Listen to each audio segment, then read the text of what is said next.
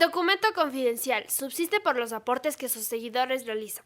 No importa el valor. Puedes hacerlo llegar a través de PayPal a documentoconfidencial593@gmail.com. La macabra historia del demonio rubio, la joven de la aristocracia que masacró a sus padres para quedarse con su fortuna. En la vida de Susanne von Richthofen había sangre aristocrática, millones de dólares, padres profesionales y preocupados, buena educación. Pero un amor inconveniente, las drogas y el capricho de ser libre pudieron más. Entonces, a sus 18 años, planeó matar a sus padres. Le encargó la tarea a su adorado novio. Ella estuvo presente y supervisó el crimen. La historia conmovió a Brasil y provocó cambios en la ley de herencias. Susanne está sentada en el gigante sillón de living de su hogar familiar, un enorme caserón con jardín y piscina en el exclusivo barrio Viejo Brooklyn de la ciudad de San Pablo, Brasil. Sus padres descansan entre las sábanas blancas de la habitación en el piso de arriba. Ella acaba de bajar, fue a chequear que estuvieran dormidos y de paso dejó encendida la luz del pasillo que une los dormitorios. Después le abrió la puerta de calle a su novio Daniel y a su hermano Christian. Así no habrá tropiezos ni ruidos que puedan despertar a los dueños de casa y arruinar su plan. Entraron silenciosamente, en las manos llevaban unas barras de hierro, subieron. Susanne se hunde en el sillón, se acomoda el largo pelo rubio y con las dos manos se aprieta bien fuerte los oídos. Trata de no pensar en nada y lo logra, porque ella sabe perfectamente lo que están haciendo arriba. Por eso, a su hermano menor de 15 años lo dejó hace un par de horas en un cibercafé. No quiere escuchar, quiere que terminen rápido.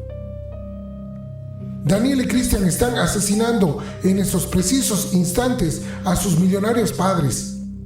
Una vez muertos, ella se los prometió. Dividirá la fortuna en 3 partes iguales. El precio le parece justo. Es 31 de octubre de 2002, Día de Brujas. En 3 días más cumplirá 19.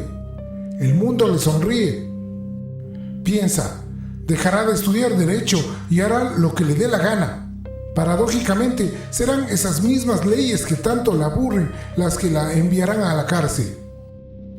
El padre de Susanne era un aristocrático ingeniero alemán, Manfred Albert von Richthofen. Había nacido en febrero de 1953 y tenía, al morir, 49 años. Introvertido, pero sumamente inteligente. Era un hombre exitoso.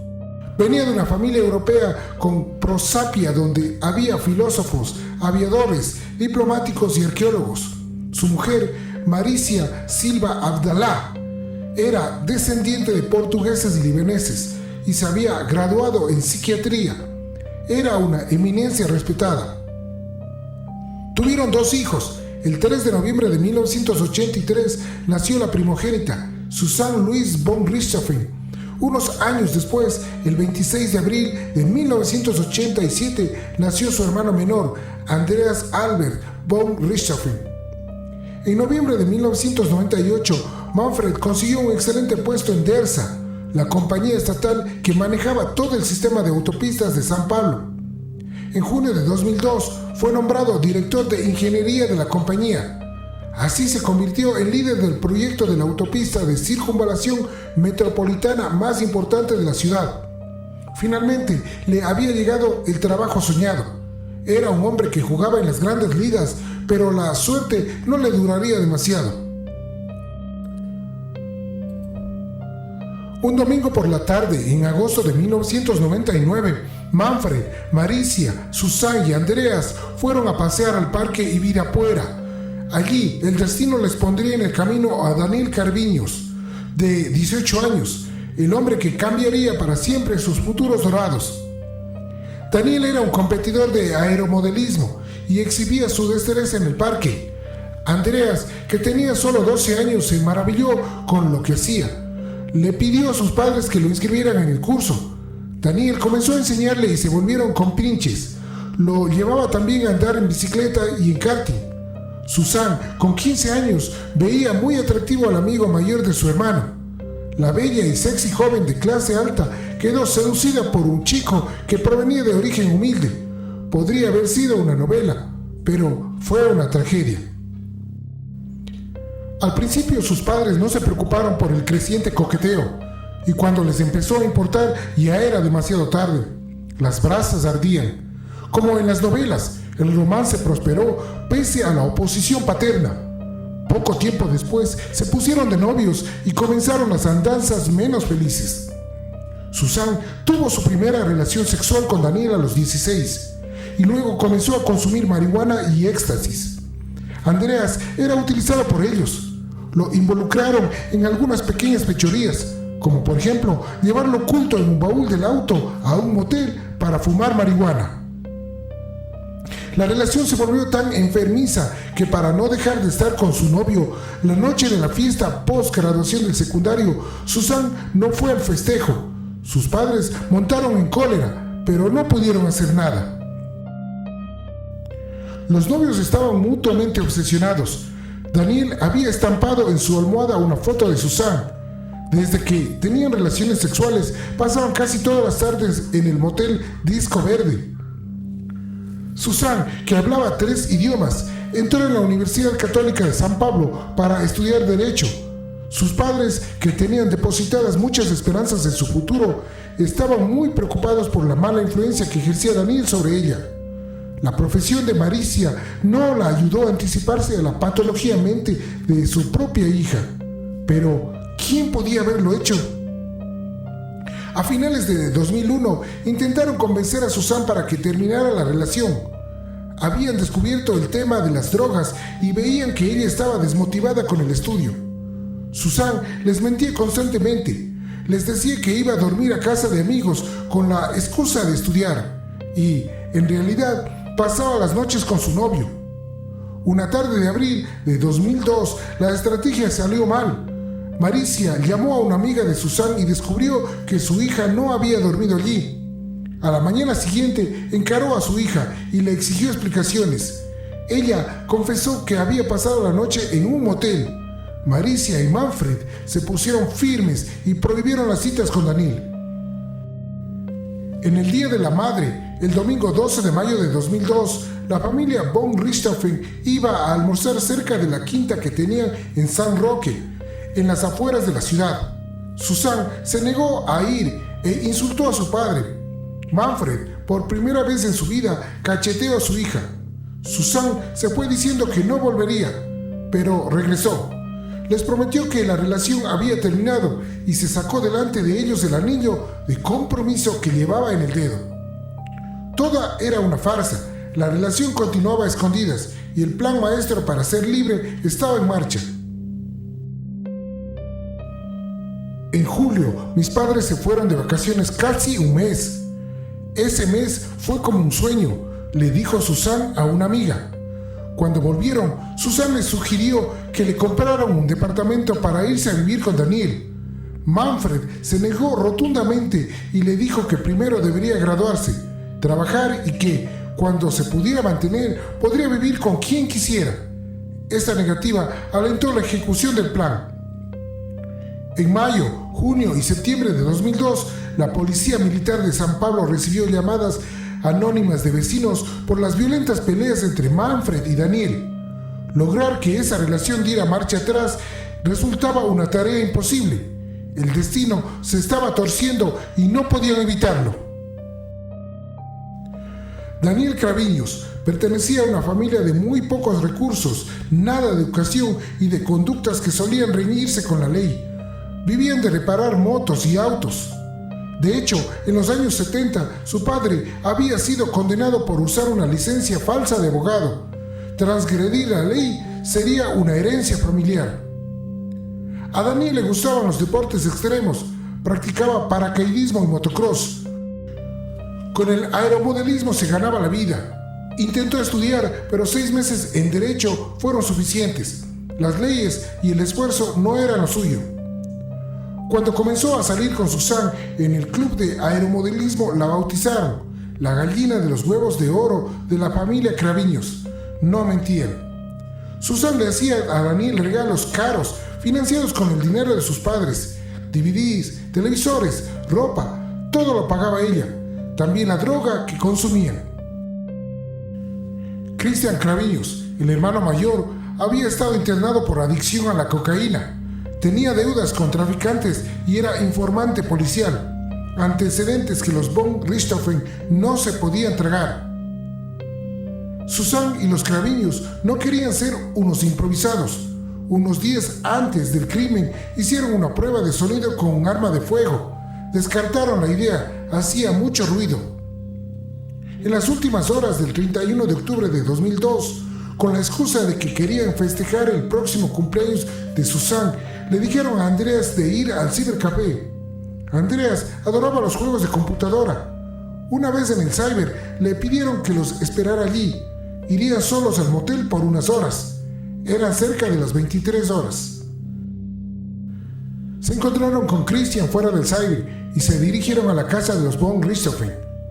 Alrededor de la medianoche estacionaron en el garaje. En el auto ya tenían las barras de hierro huecas que usarían para matar. Los hermanos se pusieron delantales y fundas en los pies para evitar que su ropa se manchara. Susan se movió silenciosa, pero ejecutiva por la enorme casa. Desconectó las cámaras de seguridad y la alarma. Una vez chequeado todo, fue hacia la puerta de la entrada y abrió la puerta a los sicarios, su amado Daniel de 21 años y su hermano Christian de 26. Ella lo confesó así: llegamos a casa, entré y fui a la habitación de mis padres. Estaban durmiendo. Luego bajé y les dije que podían entrar. Me senté en el sofá con las manos tapándome los oídos. No quería oír, pero luego me di cuenta de que no tenía nada más que hacer. Era demasiado tarde. Los Claviños subieron y Susan se sentó en el sillón del living a esperarlos. Ella ya les había dejado preparadas al pie de la escalera las bolsas de residuos y los guantes descartables que había robado de su madre. Los jóvenes entraron al dormitorio con objetivos definidos. Daniel fue directo hacia Manfred, mientras que Christian se dirigió hacia Maricia. Golpearon al mismo tiempo a los dos en la cabeza, pero con distinta puntería. Manfred murió en el acto por los golpes de Daniel. Maricia, en cambio, llegó a enterarse de que estaban siendo atacados. Se despertó e intentó defenderse con sus manos. 3 dedos se le fracturaron en el intento. Christian le dijo a la policía que la había golpeado 5 veces, pero como no dejaba de gritar para que no le hicieran nada a sus hijos, le puso una toalla en la boca. Ella no supo quiénes los atacaban. En un momento determinado, mientras moría, Maricia comenzó a emitir un ronquido espeluznante. Para terminar de silenciarla, Christian tomó otra toalla del baño de la pareja y la empujó dentro de la garganta de la psiquiatra, con tanta fuerza que le rompió uno de los huesos del cuello. Después de confirmar que estaban muertos, con la ayuda de Susan abrieron la caja de seguridad y dispersaron algunas alhajas por el piso. En el escritorio tiraron papeles, libros para simular un robo. Daniel colocó el revólver calibre 38 de Manfred cerca del cuerpo. Metieron la ropa llena de sangre en las bolsas de basura. Llevaron los hierros mortales hasta el jardín para lavarlos en la pileta. Nunca pudo comprobarse si Susan vio o no los cuerpos de sus padres asesinados. Según la reconstrucción del crimen, se quedó en la planta baja, donde aprovechó la oportunidad para robar todo el efectivo que había en su casa guardado en un maletín. Se llevaron $5,000, 6,000 euros y 8,000 reales. Ese dinero y algunas joyas se las dieron a Christian como parte de pago por su valiosa ayuda. Se fueron en el auto y dejaron a Christian cerca del departamento donde vivía con su abuela. Pasaron a la siguiente fase del plan: fabricar la coartada. Fueron al motel y se quedaron en la suite presidencial. Pidieron sodas y sándwiches de jamón. Estaban hambrientos y querían dejar huellas de su estadía. Daniel pidió la factura, la primera emitida por el motel. Estuvieron allí desde la 1:36 de la mañana hasta las 2:56. Al salir, pasaron por el cibercafé para recoger a Andreas. Fueron a dejar a Daniel en su casa y comenzó la etapa de simulación. Poco después de las 4 de la mañana, Susan y Andreas regresaron solos a la mansión. El vigilante privado de la zona vio el auto entrando al garage. Susan se mostró sorprendida frente a Andreas por encontrar la puerta de la casa abierta. Él entró en la biblioteca y llamó a los gritos a sus padres mientras Susan rezaba. Ella fue a la cocina, tomó un cuchillo y se lo dio. Luego le dijo que salieran y llamó a su novio Daniel para que fuera a socorrerlos. Cuando él llegó, hicieron varias llamadas a los teléfonos de sus padres desde la vereda, esperando que respondieran. A las 4:09, Daniel contactó a la policía. Denunció que sospechaban un robo. Alexandre Paulinho Boto fue el primer oficial de policía en llegar a la escena. En su declaración durante el juicio, calificó el asesinato como un crimen de aficionados. Aseguró estar sorprendido por el comportamiento de Susan, que le preguntó cuáles serían los procedimientos. Me chocó la pregunta y su actitud impasible frente a la muerte de su familia. Luego, ella le inquirió cómo estaban sus padres. Cuando le dije que estaban bien, se sorprendió y dijo, ¿cómo? También le llamó la atención que Daniel, un novio no querido, supiera las cantidades exactas de dinero ahorrado por la familia. Boto recuerda que salió de la casa y le pidió a Daniel que les dijera a los hijos de la pareja que sus padres habían sido asesinados. Daniel los abrazó a ambos, inclinó la cabeza y les susurró. Andreas se alejó del grupo en estado de shock. Susan, en cambio, se acercó a Boto y le preguntó, ¿qué hago ahora? La situación y las reacciones de esa chica eran demasiado raras. La policía encontró poco creíble el robo desde el primer momento. Sospecharon que los perpetradores eran conocidos de las víctimas. Empezaron a interrogar a los empleados de la familia, a los compañeros del trabajo de Manfred, a los pacientes de Maricia y también a los hijos. Las cámaras desconectadas, los papeles en el piso y, sobre todo, el comportamiento de la pareja eran indicios llamativos. Mientras Andreas estaba acurrucado y aturdido en un rincón, su hermana acariciaba y besaba a su novio. La policía ya se había enterado de que los padres no aprobaban esa relación. Cuando finalmente ese día Susan dio testimonio a la policía, siguió actuando de una manera estrafalaria. Me gustaría que mataras y torturaras a esos tipos que mataron a mis padres, dijo, y acto seguido le sonrió a Daniel. Al día siguiente de los crímenes, los vecinos habrían visto a Susan bañándose en la piscina con su novio. Y el 3 de noviembre, 3 días después de ser asesinados sus padres y a horas de haberlos enterrado llorando a mares, habría festejado su cumpleaños 19 en su casa con amigos. Pero sería la codicia la que los terminarían de hundir. Cristian Craviños, mareado con el súbito dinero, compró una moto importada el 2 de noviembre. Pagó en efectivo con billetes de $100.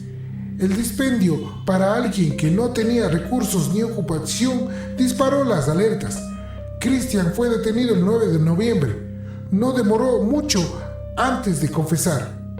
Admitía haber sido el autor del asesinato de Maricia, pero involucró a Daniel y a Susan, que también fueron detenidos. El plan de la hija mayor de los von Richthofen había sido quedarse con todo el dinero familiar para hacer lo que le diera la gana.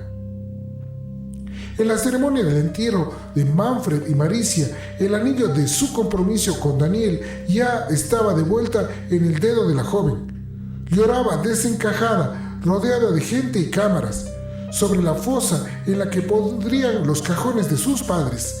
Su hermano, en cambio, seguía en un estado total de conmoción. La relación entre Susan y su hermano Andreas quedó rota desde el mismo día en que ella fue detenida por el atroz crimen. Él comenzó a vivir con su tío materno y su abuela. Su vida había quedado patas arriba. El 14 de noviembre de 2002 visitó a su hermana en su lugar de detención, acompañado por el abogado de ella. Andreas siguió la vida como pudo, sin embargo nunca más la visitó. A finales de junio de 2005, gracias a un habeas corpus que le dio la Suprema Corte de Justicia, Susan fue liberada a la espera del juicio. En ese tiempo la vieron rondando la casa donde Andreas vivía con su tío y su abuela. El miedo se apoderó de ellos. La insistencia de Susan para ver a Andreas era constante. Quería convencerlo de que no aprobaba su exclusión de la herencia. La abuela Lourdes dijo que perdonaba a su nieta, pero declaró que no quería compartir el mismo techo con ella. Pero ni Andreas ni Miguel, su tío, soportaban su presencia. No querían verla. Susan estaba luchando por recibir la herencia de sus padres, pero Andreas se había opuesto invocando una cláusula de exclusión como heredera por haber sido la causante de los homicidios. Esa ley, luego de ese caso, se modificaría y haría de la exclusión algo automático. Andreas estudió farmacia y bioquímica en la Universidad de San Pablo entre 2005 y 2009 y en 2010 hizo un doctorado en química orgánica. Continuó viviendo hasta septiembre de 2011 con su tío. Su abuela murió en el 2006, pero su dramático pasado lo acorralaba. En el 2017 había enfrentado problemas con las drogas y había estado en tratamiento para desintoxicarse. El juicio de los 3 acusados comenzó el 17 de julio de 2006. El rating televisivo del caso disparó el interés de los medios y unas 5,000 personas se anotaron para ocupar uno de los 80 lugares disponibles. Por supuesto, Susan declaró desconocer el macabro plan para asesinar a sus padres y le endilgó toda la culpa a los hermanos. Se defendió diciendo que estaba muy drogada cuando ocurrió el crimen. Daniel sostuvo que la autora intelectual había sido Susan von Richthofen y, para justificarse, aseguró que Susan habría sufrido por parte de su padre agresiones físicas y abuso sexual, pero ella lo contradijo en pleno juicio. Aseguró que su familia era normal y buena. Andreas testificó que ni él ni su hermana habían sido víctimas de ningún abuso o maltrato por parte de sus padres. También dijo que había sufrido chantaje emocional al escribir aquella nota diciendo que había perdonado a su hermana. No solo no la había perdonado, no creía en su arrepentimiento ni en su intención de renunciar a la herencia, y admitió sentirse amenazado por ella. Dicen que es una psicópata, no lo sé, pero de alguien así podemos esperar cualquier cosa. La perito de la policía subrayó la frialdad de Susan y contó que, antes de fotografiarse para la ficha del penal, se peinó y le preguntó a su novio si era hermosa. Christian completó su imagen siniestra diciendo que, una vez muertos Manfred y Maricia, Susan lo había calmado, diciéndole: «No me quitaste nada, me diste una nueva vida». Durante el juicio no se vio llorar a Susan. De todas formas, el fiscal Tardelli recordó que el arrepentimiento o la angustia no disminuyen la pena y resumió: «Todo fue planeado con antelación como un show macabro. Hicieron lo que hicieron porque quisieron hacerlo». El 21 de julio de 2006, los 4 hombres y 3 mujeres que formaban el jurado se reunieron a las 10 de la noche. Basado en los cuestionarios completados por los jurados, el juez emitió el fallo a las 2 de la mañana del sábado 22 de julio. Susan y Daniel fueron condenados a 39 años y 6 meses de prisión. Christian Caraviños fue sentenciado a 38 años y 6 meses. De todas formas, los violentos jóvenes no estarían tanto en prisión. Las penas en Brasil progresan en pocos años a regímenes semiabiertos. Desde febrero de 2013, los carabineros tuvieron el derecho al régimen semiabierto. Podían trabajar, pero debían volver a dormir en la cárcel. En 2014, Daniel se casó y en enero de 2018 pasó al régimen abierto. Debe reportarse periódicamente. Christian, que había recobrado la libertad en 2017, volvió a la cárcel por agredir a su exmujer e intentar sobornar a la policía. En octubre de 2014, Susan anunció su matrimonio con otra detenida, sentenciada a prisión por el secuestro y muerte de un adolescente. En febrero de 2015, la joven quedó separada de su esposa porque ésta fue transferida a otro centro. Susan, la sobrina nieta del barón von Richthofen, el legendario piloto alemán de la Primera Guerra Mundial, conocido como el Barón Rojo, fue llamada por la prensa el demonio rubio. Su pasmosa frialdad quedó grabada en la retina de todos los presentes en el juicio cuando la escucharon varias veces reír. El demonio rubio no lloraba por sus padres, pero sí reía en el estrado, a pesar de que había sido capturado con sus manos llenas de sangre.